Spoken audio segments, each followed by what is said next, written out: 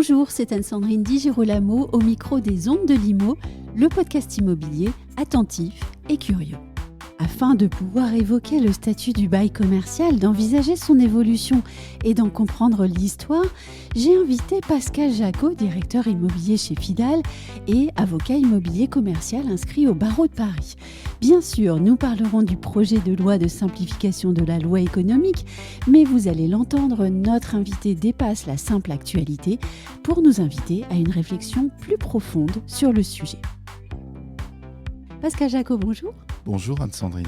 Avant de parler de réforme du bail commercial, notamment avec ce projet de simplification de la vie économique qui sera débattu à l'Assemblée en juin, il me semble extrêmement judicieux de faire quelques rappels réglementaires, car depuis 1926, il s'en est passé bien des choses en ce domaine. Effectivement, en réalité, tout est parti de la création de richesses et de valeurs. On ne comprend pas le bail commercial si on l'appréhende de manière justement technique et juridique. Il faut partir sur la base qui est la finance, en fait, l'argent, le loyer. Et la difficulté était qu'on s'est aperçu au cours du 19e siècle que les locataires finissaient par créer de la vraie valeur dans leur boutique. Et évidemment, au moment du renouvellement, les propriétaires augmentaient de manière abusive les loyers pour profiter de cette richesse qui était créée, puisque le locataire, évidemment, ne pouvait pas partir sauf à renoncer entièrement à cette richesse. Et donc l'idée a été en 1926 de créer un droit au renouvellement. Il faut bien comprendre le contexte de l'époque, c'est le contexte de la création du fonds de commerce au sens juridique du terme, cette notion qui permet de créer justement un actif incorporel qui va valoriser les comptes des commerçants.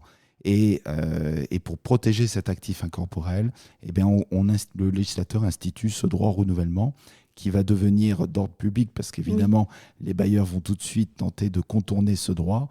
Et c'est le décret du 30 septembre 1953 qui régit encore aujourd'hui complètement la matière, puisque même si on fête cette année la loi de Pinel du 18 juin 2014, elle a modifié par retouche, si vous voulez, le statut, mais elle n'a pas fondamentalement modifié ce droit au renouvellement qui est le cœur même du bail commercial. Un statut qui bénéficie d'une exceptionnelle longévité aussi dans notre droit. Effectivement, parce que finalement, on est arrivé à quelque chose d'assez consensuel, c'est-à-dire que les propriétaires profitent aussi de toute manière un peu de cette valeur ajoutée des commerçants par le loyer, par les mécanismes de révision et de renouvellement du loyer. Et puis, en même temps, ça a permis effectivement le développement des réseaux, de la distribution, de tout ce qui a fait aujourd'hui le tissu commercial et qui, à l'époque, était, surtout dans les années effectivement 60-70, c'était florissant en France. Mais est-ce qu'un vieux monsieur, alors comme ce statut, correspond encore à la réalité du tissu économique de notre pays ? Plus vraiment à mon sens, pour plusieurs raisons. D'abord parce que fondamentalement, le commerce, évidemment, n'est plus celui du boutiquier qui était propriétaire de son fonds de commerce. Les réseaux de distribution sont eux-mêmes propriétaires d'un fonds de commerce et en fait, la personne qui exploite la boutique ne l'est pas nécessairement. Ça commence comme ça déjà sur la problématique de la notion de fonds. Ensuite, il a été aussi victime un petit peu de son succès puisqu'il a touché plein d'autres domaines d'activité, l'industrie, l'enseignement, tout ce qui est milieux médicaux, les bureaux, évidemment, administratifs. Tout ceci est régi aujourd'hui par le statut des baux commerciaux, alors qu'évidemment, il n'est pas forcément question de parler de fonds de commerce pour ces différentes activités. Donc, en réalité, il s'est un peu édulcoré. Et puis, parallèlement à ça, il ne faut pas oublier non plus l'avènement des centres commerciaux qui n'existaient pas en 1953 et qui ont fait qu'ils ont créé également un contrat très particulier, un contrat en centre commercial avec des mécanismes de loyer variable qui échappent complètement aux règles du statut des baux commerciaux. Donc, effectivement, il a besoin indéniablement aujourd'hui d'une refonte, on dirait, et peut-être effectivement d'une simplification, mais Encore faut-il s'entendre sur le terme de simplification. Et est-ce qu'il y a aussi des questions d'actualité? Alors je pense par exemple à la question climatique qui va pouvoir aussi influer sur la manière de concevoir ce bail commercial? Totalement. Alors non seulement on s'aperçoit qu'effectivement la valeur verte ou la valeur de l'immobilier environnemental est fondamentale, y compris et touche aujourd'hui le commerce. Et on l'a vu avec le logement, avec la refonte du DPE et les interdictions de louer, mais aussi en matière commerciale, puisque on s'aperçoit que quand on regarde le tissu de tous les commerces un petit peu en France, eh ben, ils sont dans les zones les plus exposées aux risques climatiques. Évidemment, le renchérissement du coût de l'énergie et le décret tertiaire ont eu également une incidence forte aujourd'hui sur les baux commerciaux. Et donc les problématiques environnementales sont effectivement aussi un élément tout à fait novateur, avec le numérique également et le développement de l'e-commerce qui aussi remet en cause un petit peu tous ces mécanismes un peu traditionnels de notre droit. À vous écouter, on comprend donc qu'une réforme du statut des baux commerciaux peut paraître nécessaire. Alors la question qu'on peut se poser, c'est de savoir s'il faut une réforme globale, d'ampleur, ou bien est-ce que quelques ajustements pourraient suffire? Non, il faut une refonte globale, mais sans remettre en cause le principe de base qui est ce droit au renouvellement sur lequel aujourd'hui tous les acteurs, y compris les bailleurs, s'accordent. Ça, il faut, au contraire, il est important de le consacrer encore davantage que ce qui n'est aujourd'hui, à mon sens. En revanche, parce qu'il y a trop de mécanismes dérogatoires, si vous voulez, qui pullulent et qui sont en dehors de toute réglementation et qui peuvent amener à des abus en termes de boutiques éphémères, de pop-up stores. Voilà. Mais pour en revenir sur la refonte globale du statut, je crois que le point central, c'est l'ordre public, en fait. C'est l'idée qui était fondamentale au moment du décret du 30 septembre 1953, qui est de dire le bail commercial doit rester un contrat, doit rester la libre négociation des parties. Maintenant, ça reste quand même un rapport de force entre des acteurs qui sont du côté bailleur de plus en plus financiarisés, de plus en plus institutionnalisés, et des enseignes qui sont amenées à relever d'autres défis, étant donné que ne serait-ce qu'en 20 ans, aujourd'hui, un mètre carré commercial produit 2 fois moins de chiffre d'affaires. Et donc, forcément, il y a des tensions financières extrêmement fortes au niveau des acteurs du commerce, et c'est la raison pour laquelle une simple refonte par touche, comme on a pu connaître au moment de Pinel, laisse des trous dans la raquette, et qu'il est absolument nécessaire, à mon sens, de recentrer sur uniquement des dispositions d'ordre public auxquelles on ne devrait pas pouvoir renoncer, et qui permettent d'équilibrer un petit peu les rapports et de faire en sorte que il n'y ait pas trop que ces tensions soient moins vives, on va dire. Voilà. Est-ce que penser ainsi permettrait de réduire le nombre de contentieux, par exemple, de grincements, de frictions, qui font la gloire du bail commercial aussi? Totalement, non, bien sûr, surtout qu'effectivement, les textes sont forcément un peu obscurs, sont très techniques, donnent lieu à de multiples interprétations. Souvent, la Cour de cassation laisse une grande marge de manœuvre à ces questions qu'elle considère un petit peu comme économiques au juge du fond. Et donc, on a des décisions qui partent effectivement dans tous les sens et sur lesquelles les juristes ont du mal à donner une synthèse et parfois à être pertinents. Et alors, je ne parle même pas des profanes où effectivement, là, ils sont souvent perdus sur les règles de révision du loyer, les mécanismes d'indexation. Enfin, les choses deviennent extrêmement techniques. Et c'est vrai que là, indéniablement, il y a un besoin aussi de clarification pour éviter les contentieux que vous évoquez, qui sont de très nombreux, effectivement. Même si on évoquera plus tard quelques exemples plus précis, de façon générale, la réforme du droit au bail qui va être en discussion à l'Assemblée, donc, vous semble-t-elle d'ambition suffisante pour répondre à toutes ces questions? Non, évidemment pas. Alors, il faut comprendre aussi que cette proposition de réforme est issue en fait des travaux du Conseil national du commerce, qui est une organisation, j'ai envie de dire, extrêmement large, où beaucoup d'acteurs sont présents et représentés, et où les idées fusent, sur lesquelles évidemment il y a très très peu d'accords et d'unanimité, sachant que le gouvernement cherche forcément des réformes qui ne suscitent pas de contentieux sur ces points qui peuvent paraître un peu secondaires, faute de majorité à l'Assemblée nationale. Donc, du coup, on a une réforme aujourd'hui qui parle juste d'un petit point de trésorerie. Alors certes, ça peut paraître un point important pour les commerçants notamment, mais en réalité, on s'aperçoit en rentrant dans les détails de cette réforme que non seulement ça concerne que la mensualisation du loyer et le montant du dépôt de garantie, mais qu'il y a plein de moyens de contourner d'ores et déjà le texte que prévoit le gouvernement. Donc ça sera forcément, à mon avis, à mon sens, une pierre dans l'eau, et ça ne changera absolument rien par rapport aux tensions que j'évoquais à l'instant. Je vais vous citer, il y a quelques mois, vous écriviez des lignes pleines, il me semble, de sincérité, et puis je dirais empreinte du vécu de l'avocat. Vous écriviez, le bail commercial étant par définition un contrat d'opposition entre propriété immobilière et propriété commerciale, il est vain de vouloir satisfaire tout le monde. En revanche, il est un point d'accord unanime, ce statut a besoin d'un nouvel équilibre, citant qu'il ait été trouvé en 1953. Puis ces quelques lignes forgées sur une pratique de 30 ans de la matière à défendre les preneurs comme les bailleurs y contribuaient. Alors où est-ce qu'il se trouve ce nouvel équilibre selon vous, et mis à part ce projet de réforme?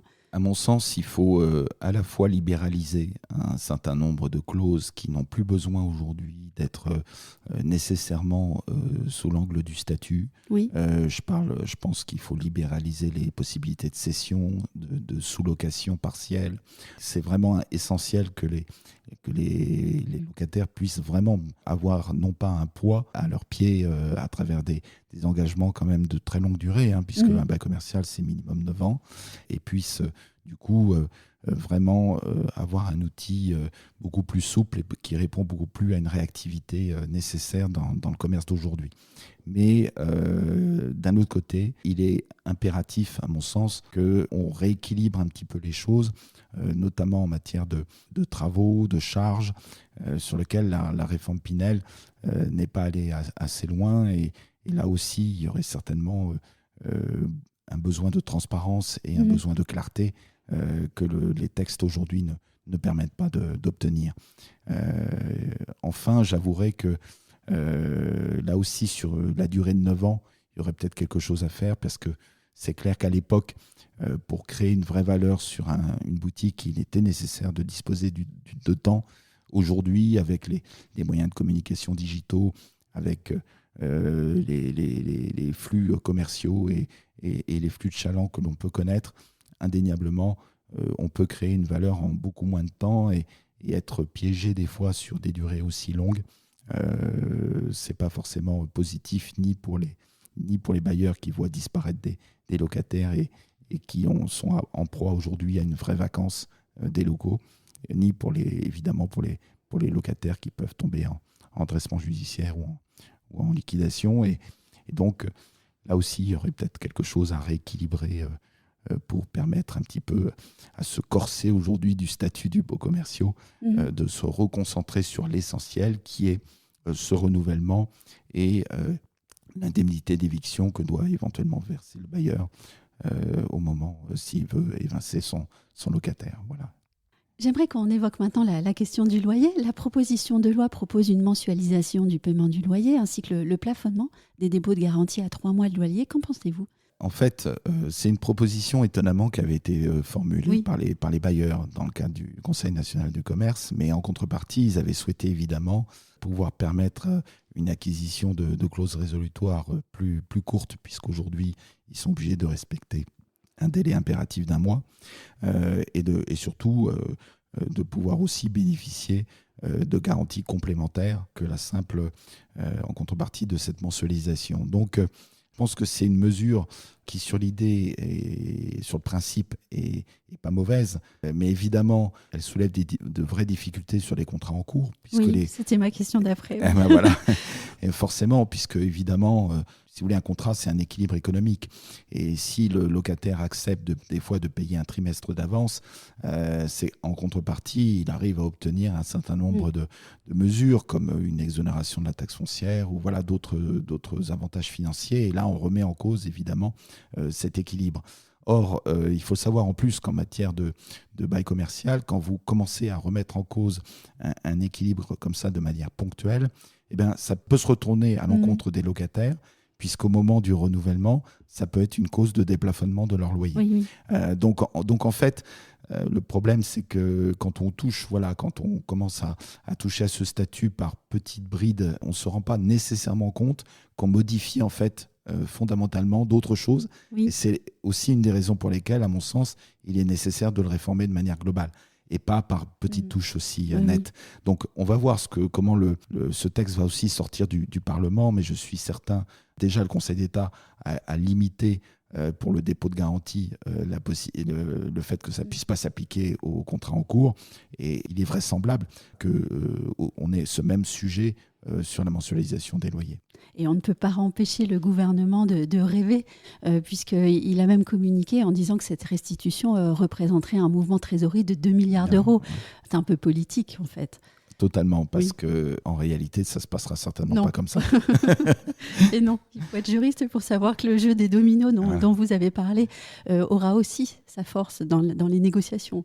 Exactement. Alors c'est vrai que c'est tout le paradoxe. Moi, je vais vous donner un exemple avec justement Pinel, dont on va fêter les 10 ans, mais je crois que l'exemple il est assez probant pour les personnes qui ne connaissent pas forcément très bien le statut.